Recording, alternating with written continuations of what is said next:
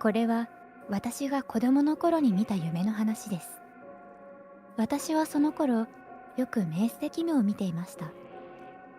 明晰夢とは自分が夢を見ていると失礼、くしゃみが出てしまいました。なんでタイミングだ。タイミングが。ちょっと可愛い。可愛いな。失礼、チワワみたいな。うちで飼ってるチワワが失礼しました。はい。くしゃみしたみたいです。はい、そうでした。